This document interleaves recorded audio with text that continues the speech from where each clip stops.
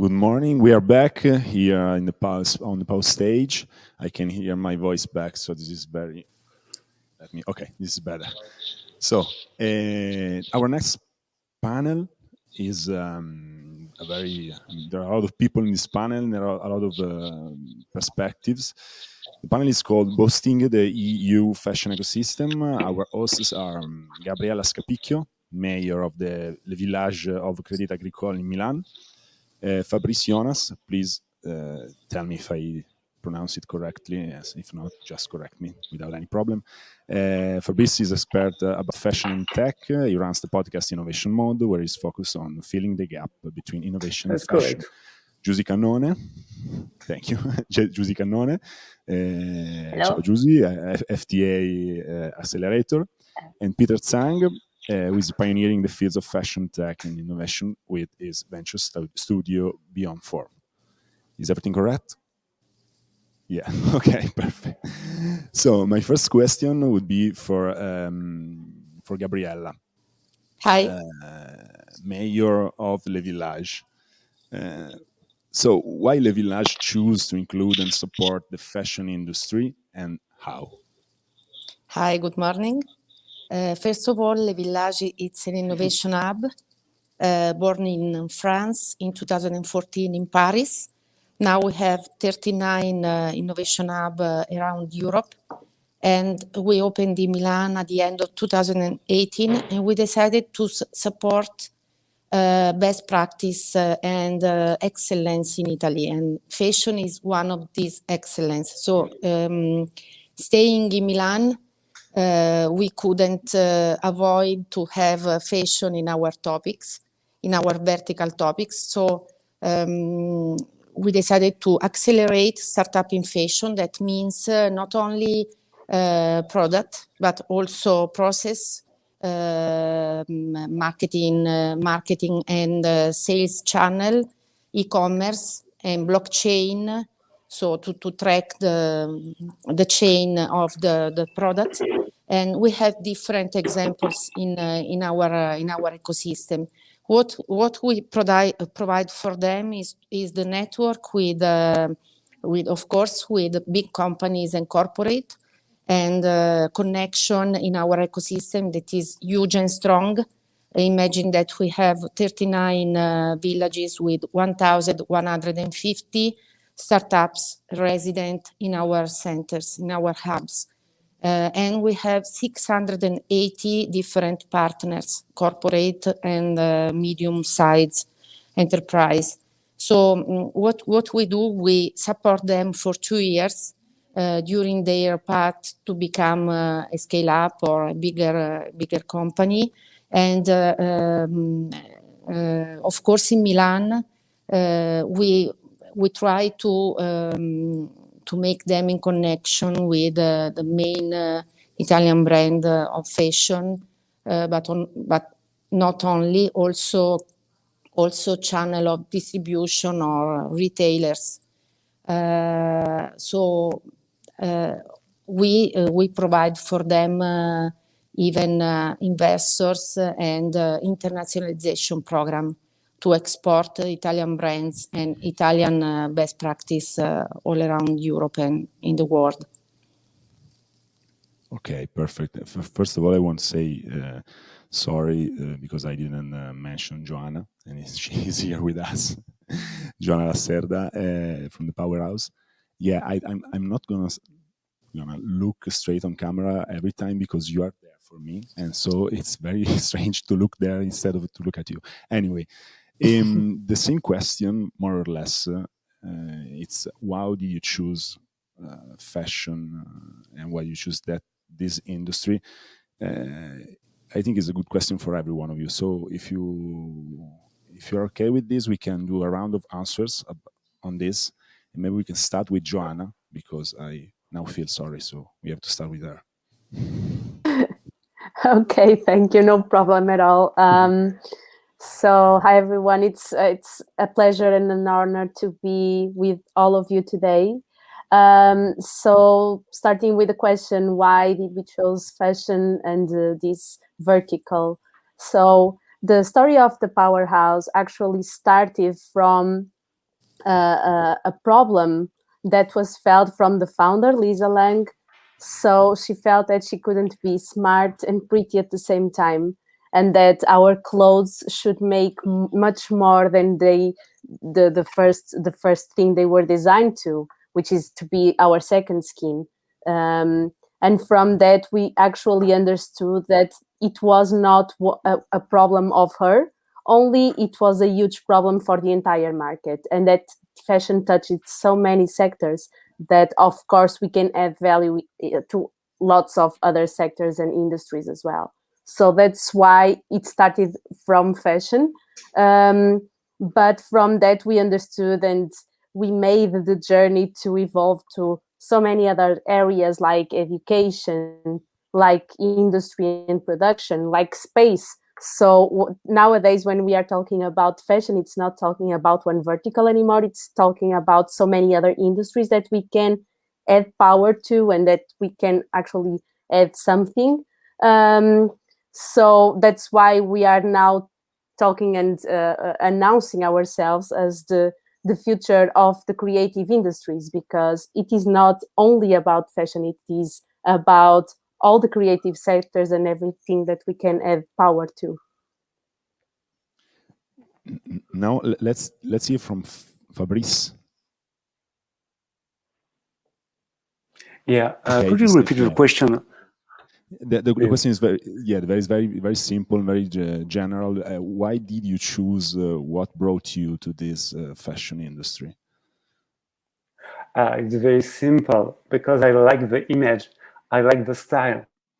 And today, previously I was working in the technical field, and I would like to be a kind of bridge between two ecosystems, the technical industry and the fashion industry. And for my part, I am a kind of translator between two ecosystems. And now with the fashion tech, we are in a new world, and I think it's incredible about new opportunities. And honestly, with this kind of event between Italy, between France, and with different people in Europe, it's amazing. I can feel all the energy between these kind of people, this new mentality, and this new generation.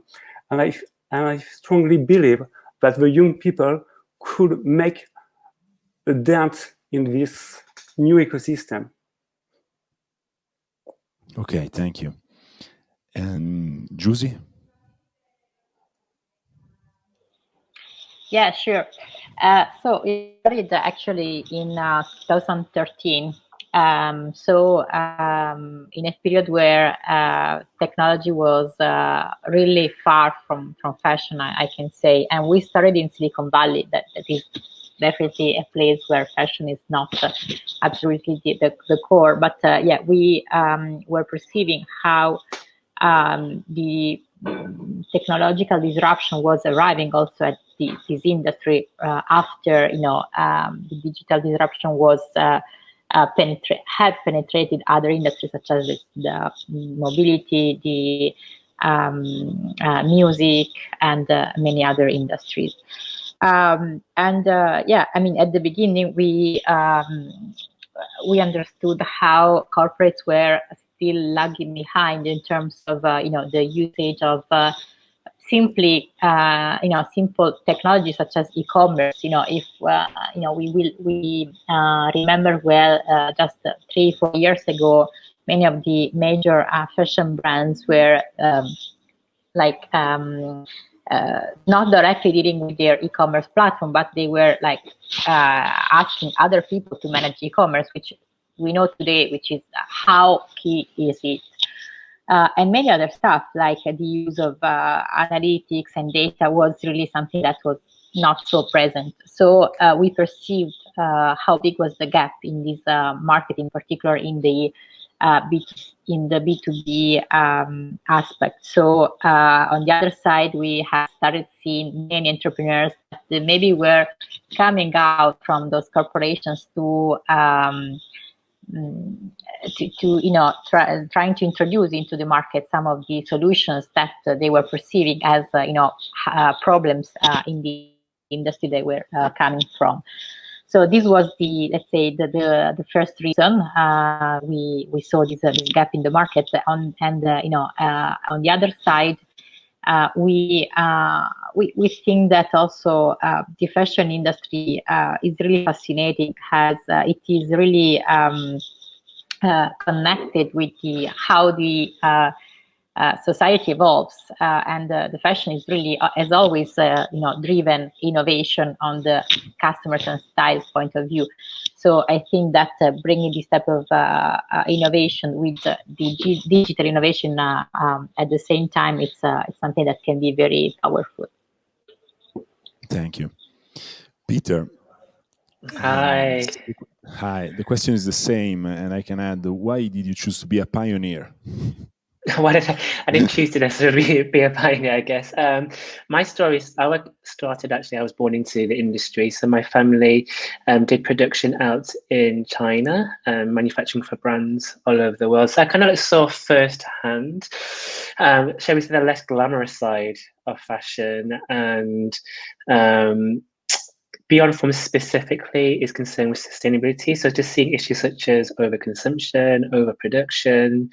And for me, I decided to stay in the industry because this industry is still relatively quite traditional in the way it does things. And I think there's still a lot of opportunities there to be had, of course, from a technological perspective, but also in terms of a cultural perspective as well. When I was studying digital fashion over a decade ago now, the notion of a digital fashion designer wasn't there yet at the forefront. So we're now seeing quite a big progression on all fronts as to how the industry is changing. I think there's a lot of work to be done, and hence why, not necessarily myself trying to be a pioneer, but I'm trying to encourage others to be a pioneer with the work that I do. So I think there's a lot of opportunities there to be had still.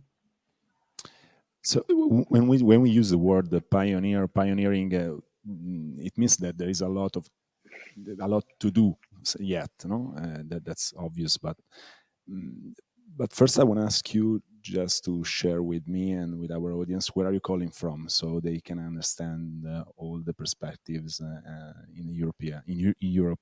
Giusy, you're calling from Milan or something like that? Giusy is now not calling. No, okay.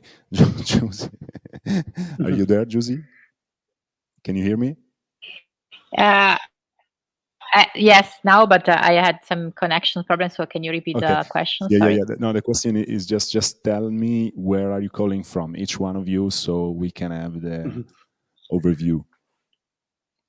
Where are you? Okay, we can start with Peter. Peter, where are you calling from? I'm calling from Paris, but I'm actually from London, so I have knowledge in the two cities. Okay, Paris and London. And Joana? So I am calling from Portugal, which is one of the backbones of the textile industry. So I am based here, but the powerhouse headquarters are based in Germany, Berlin. So yeah, I am representing both sides here.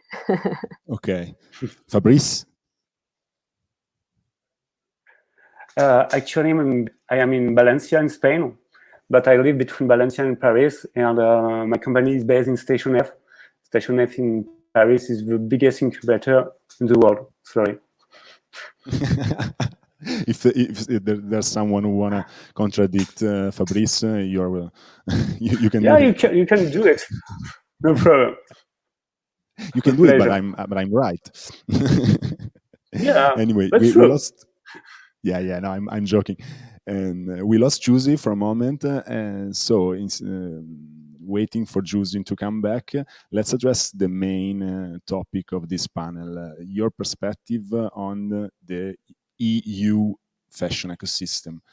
What do you think about what's going on now, and what is the horizon that you see and you think is gonna be next big thing? So let's start with Peter. Yes, so I'm going to share my perspective as coming from London, actually. When I first arrived in Paris, just under 3 years ago. I was quite surprised actually how the two cities, they're so close together, but in terms of cultural differences, they're so far apart in the way they do business within fashion, I guess. When it comes to Paris specifically, of course, the country and the city is known for savoir-faire, which is great. What I'm seeing at the moment, a lot of the clients that we work with and the partnerships that we're building inside our fashion tech lab based in Paris, is that there's a hunger for new knowledge in regards to specifically technologies. There's a hunger to support brands, fashion tech companies, startups in a different way, which I think is super exciting and interesting.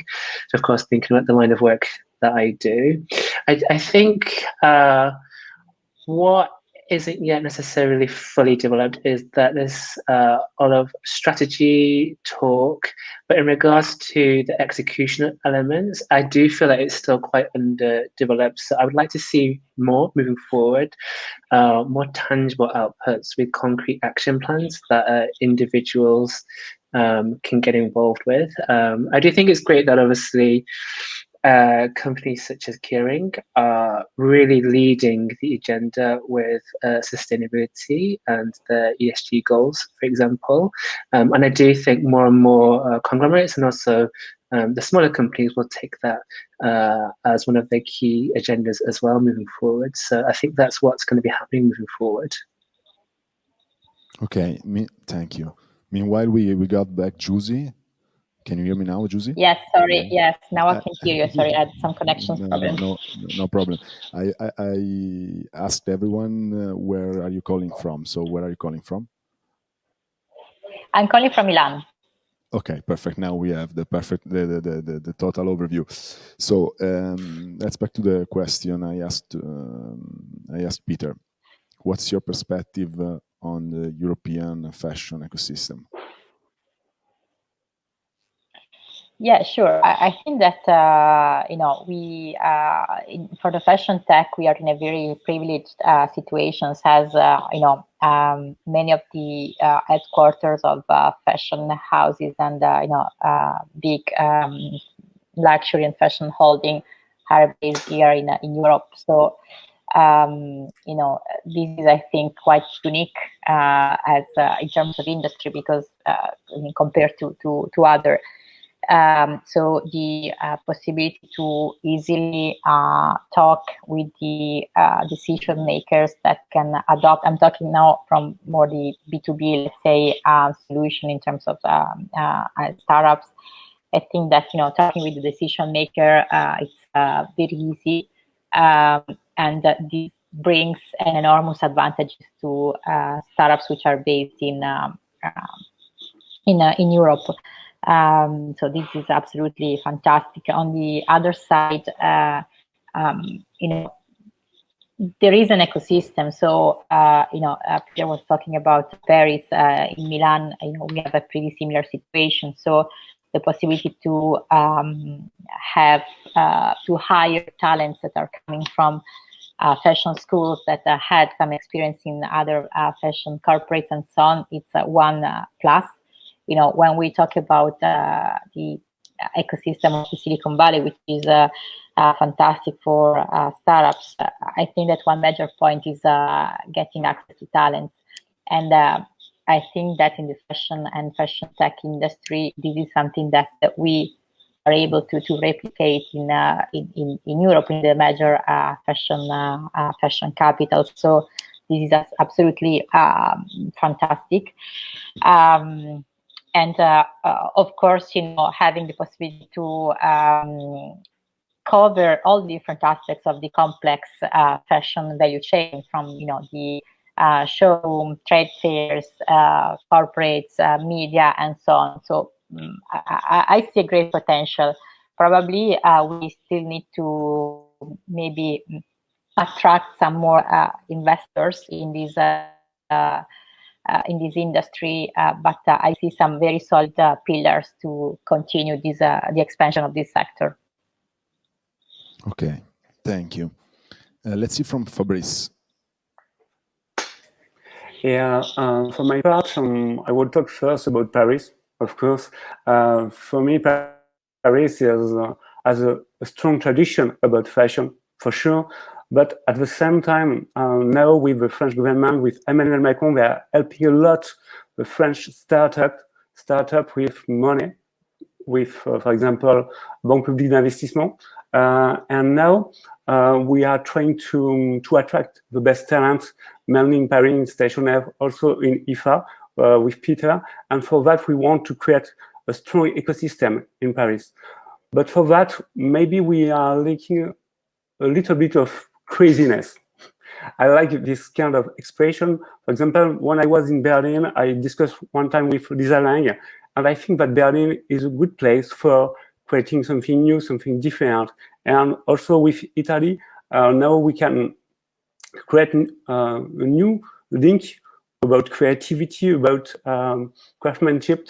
And now I think that in Europe, mainly because we are in a very uncertain period with COVID-19, we need to encourage, to help young companies to create something new, something different.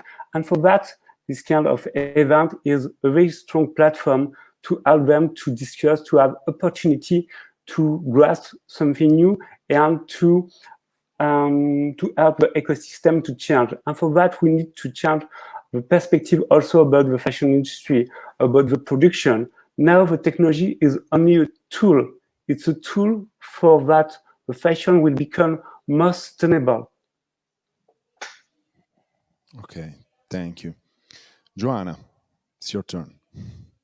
Okay, so yeah, I agree with everything that was said. From our perspective, the European ecosystem and what Europe is bringing to the fashion tech system, it is the layer of who is going to make it possible to produce such clothes and such technologies that are wearable. Because of course we see that fashion tech is more and more going into the gaming industries and the virtual only world, but in the end of the day, we still need to wear something.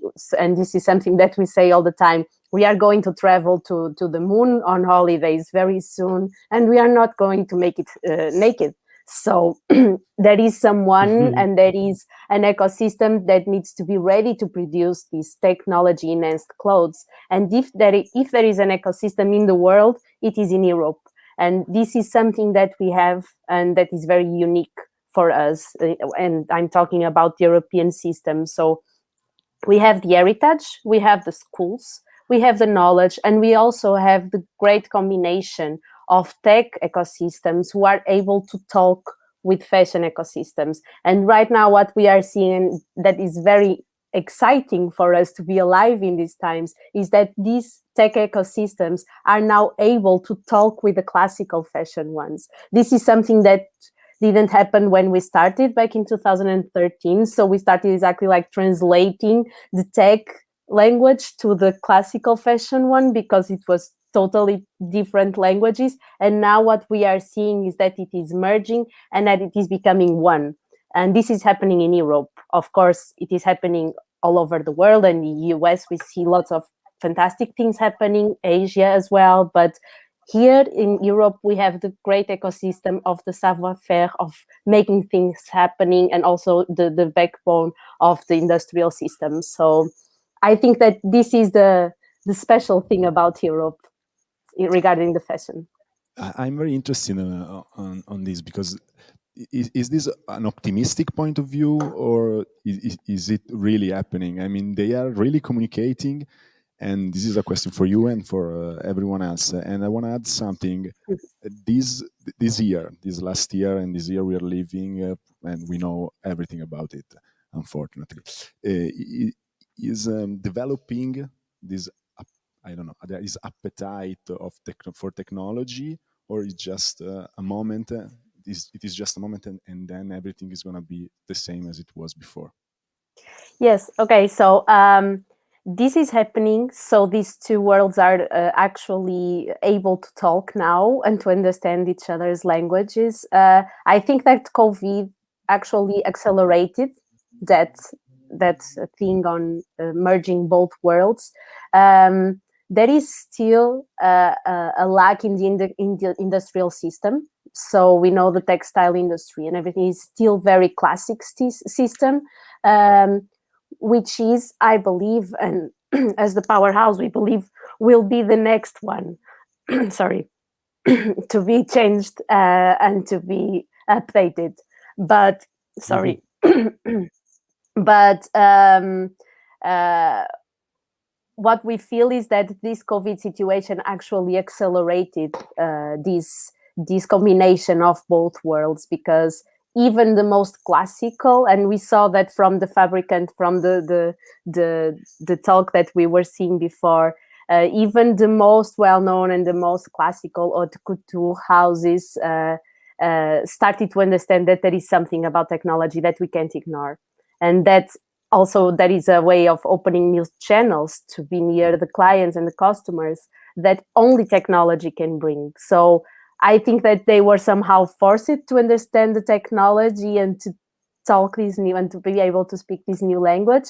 But this is thanks to COVID. Of course, it brought us terrible things, and we all know that. But if there was a good thing that COVID brought us, was that acceleration in terms of the merge of technology and fashion. Okay, let's see from Peter. We're going to do the same round of answers on this question. Yeah, so I think it's interesting how you were saying there that you spent quite a long time trying to translate the languages of technology and fashion together. I do find that from my personal experiences that there's still quite a lot to be done, I would say, in order for the industry understanding of what is fashion tech to be there. I still quite often asked by partners and by clients, what is fashion tech? Because it is such a vague and general term, it could mean something and nothing at the same time, depending on who you're speaking to. So I think at the moment, unless you're doing fashion tech, it's still something that is quite difficult.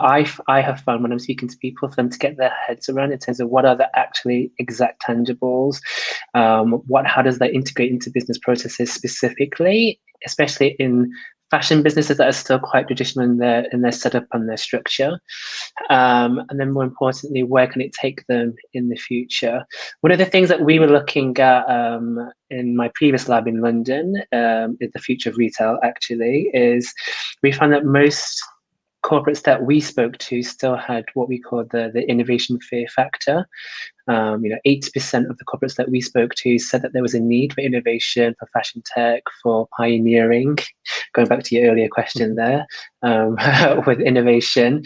And so that's great, that's a high number, so why aren't you doing it? And most of the time, I got the response, we like the idea, we like the nuance that it can bring and the potential it can bring, but we're still scared and we want to be second in line. So there's still quite a lot of barriers there that I find that a lot of the professionals that I speak to in and out of the fashion industry still can't get their heads around. So I think that is something that we really need to work on. The people that on this panel and the others in the fashion tech world is trying to help the others that are a little bit scared to overcome that challenge, I would say. Okay. Thank you. Giusy, from Milan, your point of view from Milan on this. Yeah, no, definitely a lot has been accelerated. First of all, because in some cases technology was the only possibility. So, for instance, I can think at the digital showroom. I remember both designers or buyers asking, okay, we can neither sell or order outfits remotely, but this is what is happening now. So I think that this pandemic has forced to take some bold decisions that maybe would have taken probably for several years before happening and consolidated. I think that also, there will be a period probably of after the technological bulimia, a period where people would like to somehow go back to a bit less technological stuff, but this will be I mean, only for certain probably applications. So I think that this period was useful to test and to understand for each corporate, each type of business, where technology is needed and where probably not the right fit. Because I mean, of course, the solutions are not necessary for all companies.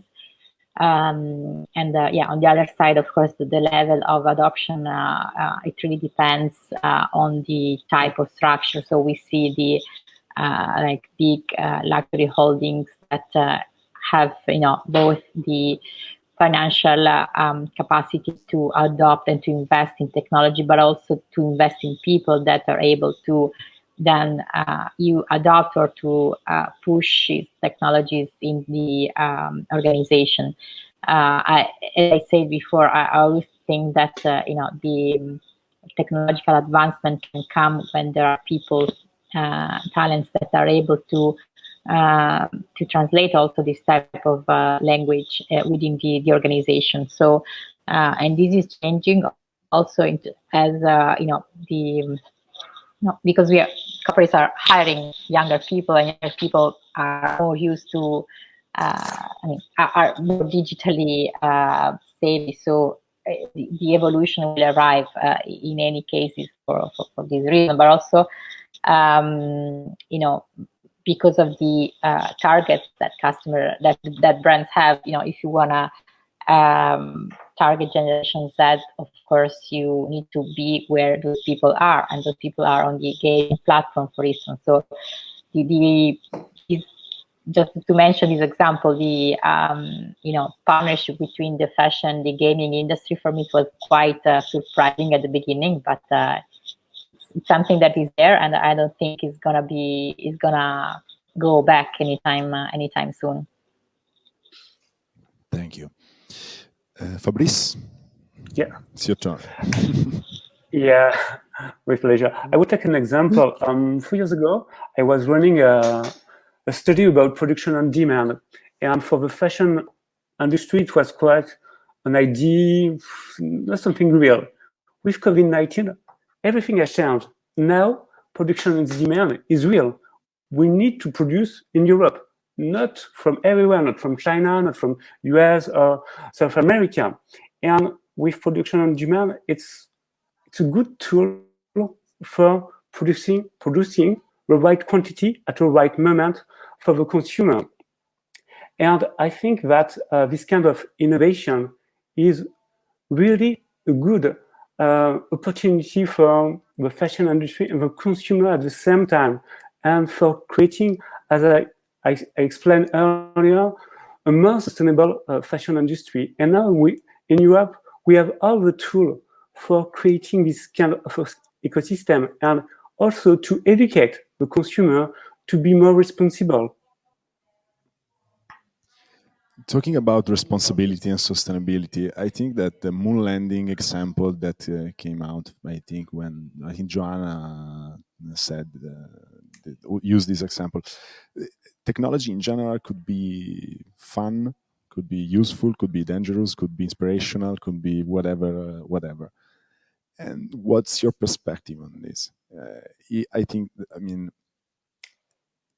the technology follows the cultural need, or other way around. So, what's next? What's your perspective on the future on this, Joana? Okay. Yes, I think there are serious ethical issues and considerations that be taken regarding all this transition to the digital, only clothing and all these things. I think that technology is following a need. I think that technology is, if not the best tool, one of the best to the road to the sustainability, which is something that is very, very important. And that is something, for instance, like with the climate pact thing and all the Green Deal behind the European Commission and the aims for the next years. I think that we can't ignore this digital revolution that we are living right now. and that it is here to stay. At least it's here to claim something and to raise the attention on something. I think that, for instance, the fabricant is doing a fantastic job on that. It makes us think on, why do we buy so many clothing? Why do we need so many clothing if, for instance, we spend an entire year at home? So why do we need to change clothing, and instead of changing it digitally only? So this type of things makes us think. I think that technology is here to raise more attention rather than just to change the way how we dress, meaning that we are not going to dress digitally only forever. But in this type of crazy situations that we are living now, it raises a great attention. And that's why I think that also the big brands, for instance, as we were talking, Gucci merged with the industry, with the gaming industry. It was something that maybe when it would be hard to predict, but right now it is kind of obvious why they did it, and it's kind of obvious why the fabricant and so many. Sorry, because I'm just recalling the fabricant because we were hearing them, but the relevancy of these brands and these projects is exactly that. So I think that it has a huge impact also in the way how we think and on how we behave regarding fashion. Thank you. Peter? Yeah, so I think what tech does really well is that it makes us all accountable. And accountable the way that we want to live and the world that we want to live on. Ultimately, tech is just a tool, as Joana was saying, and it's a response to a need or a pain point. So unless culturally we see whatever world we're building around us and to identify those pain points, we're not necessarily going to address it. So the tech will only come if those pain points are actually identified. And I do think that ultimately, yes, tech is one solution to being sustainable, as I said, with transparency and so forth. But ultimately, I think the system as a whole, in terms of the fashion industry, needs to reconfigure the way we create, make, and sell products, essentially, which of course is going to be driven by the consumer demands. So I think that is creating a greater awareness, but I do think, unfortunately, it's also created a lot of opportunity for greenwashing to happen as well, which is added on this layer of complexity. So I think moving forward, what we need to do as an industry is to filter, okay, how can we actually make all brands accountable? How can we make action points be put in place, and then how can we hold those brands accountable to what the action points that they say they're going to actually do? I think that is going to be more interesting, and potentially technology may or may not help us to do that. I think it'd be interesting to see how more and more brands will adopt technologies to make themselves accountable, and ultimately how the end consumer will make the brands accountable as well, because of course brands can no longer hide behind their closed doors, as hard as brands sometimes try to push back, shall we say. And I do think that the brands that can adopt that way of thinking in a healthy way, in a sustainable way, in a strategic way, are the ones that are actually eventually going to be surviving in the longer term. Thank you. Giusy? Yeah, I mean, a lot has been said already. Just, I agree that, technology is, it can be considered, an enabling factor, because of course, several years ago, we were talking about sustainability, maybe like a smaller group of people were talking about it. But, if you don't have the technology that is able to make these scalable, these movements scalable somehow, of course, it remains really something small. I remember this,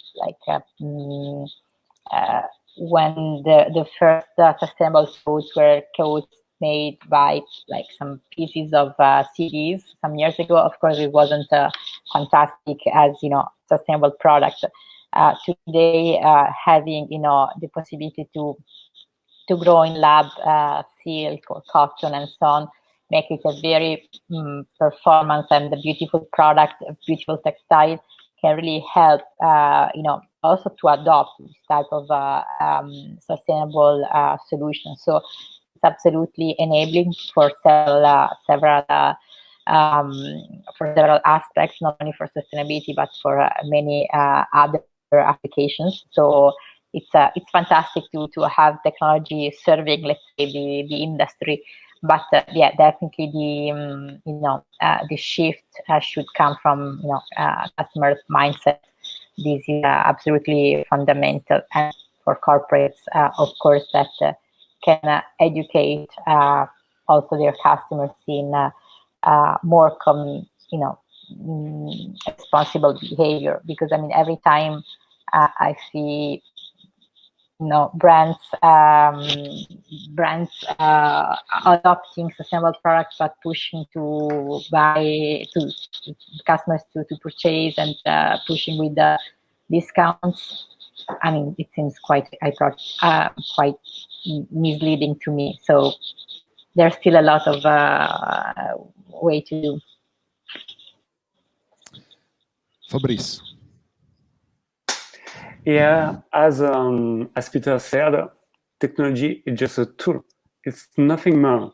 And today I'm fascinated because the technology is more and more simple, almost invisible, and I love it. About the next topic, in this moment, I love NFT.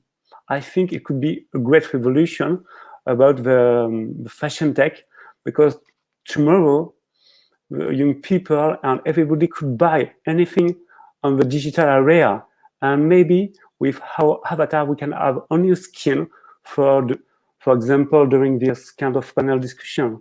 Without production, we will live longer in a digital world, and finally the two worlds, the physical and the digital world, will be linked together. And it could be interesting how the fashion industry could make this shift between these two kind of area. I think it's almost a new revolution. It's very interesting. And at the same time, as I said earlier, I strongly believe in production and demand. Because now with overproduction, the fashion industry couldn't survive without take responsibility for this production during years and years. And now the young generation especially want transparency, want commitment, not only about talking, but real action. And I think it's now, it's not tomorrow. We have to act just right now.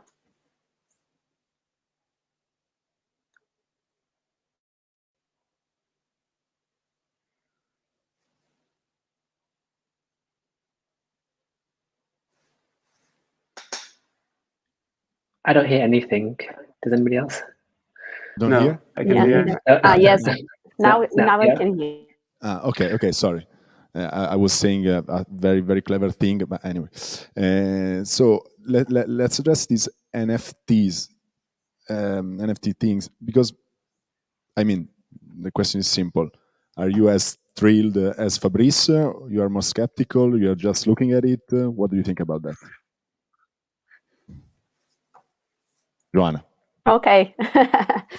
Yes, I am super enthusiastic about NFTs. I think that it is a new way of actually collecting, buying, using things. I think that it is. It was a need. It was a need. It was supposed to happen sooner or later. I am very happy, and as I said before, I think this is a very exciting time to be alive, because there are so many revolutions coming out of this crazy digital transition. And for me, NFTs is just a way of making sure that we know exactly what we are buying, and that all these blockchain things, it was a need. So for me, and I am not only talking about the fashion ecosystem, also of course I know it is bringing a huge transition for the fashion system, which is really good. but also for the entire artistic sector. I think that it is a revolution, and I am a super enthusiast of it. So I will shut up about it, because if I start talking about that, it will be infinite. But yes, and I think that we should all keep an eye on the opportunities that are here, because as it was said on the last talk, there is a huge comeback and payback on the ones that are looking at it now. So huge opportunity. Okay, Peter, is that a need, or I'm the a little need bit more is- skeptical, I think. That's Thank tricky. you. We will need to talk about it later. We will do. I'm a little bit more skeptical, and the reason for that being is that I think it's an interesting innovation, but I don't necessarily think it's going to be having, going back to our previous question that we just answered, I don't think it's going to be adopted mass all over the world necessarily. So yes, it has a time and a place, and it will serve a certain situation and context, but is it going to change the fashion industry? I don't necessarily think it's going to do that. Will the average consumer care about it? I don't think they're going to care about it either. So that's why I have my skeptical hat on. I could be proven wrong though. So that's my take on it. Okay, thank you. Giusy, skeptical or optimistic? Or enthusiastic? Well, I mean, we have invested in a company that sells digital products. They use blockchain at the moment. I mean, I don't like blockchain per se, just because it's cool technology. I think that blockchain has, at the moment, at least several issues, because when we talk about sustainability, we all know that or probably not, but the resolution of blockchain nodes requires a massive amount of energy that is actually not super sustainable. So I think that there are some a certain path of the journey that can be done absolutely without blockchain and without using such an important amount of energy. Then, I mean, I think that the technology will evolve, and probably it will be easier and less energy demanding to use it. But at the moment, sometimes I see people and startups wanted to use blockchain, but it's not necessary at the moment. So, and also the other point is, when I used to teach in different classes at Marangoni, Polimoda, and some other, when I talk with young people, young students in the fashion industry, if they want to buy digital clothes, I have never found anyone saying yes. So yeah, maybe it's still very early, so we will see. I mean, it's something entertaining at the moment. I'm not saying that there is not a market, but yeah, there is still I mean, it's still very, very early, I think. Fabrice, you want to reply something about this? About No. the skepticism? Yeah. I think this moment we have a lot of speculation about NFT, and the market is not fair. At one moment it could be super high, and the other moment it could be super low. So, as Peter said, we need to be calm, patient, to wait that real business case will arise, and how the fashion brand could handle with good sense the NFT. But for now, I think it's a little bit it's early on. But I am optimistic, and I like this kind of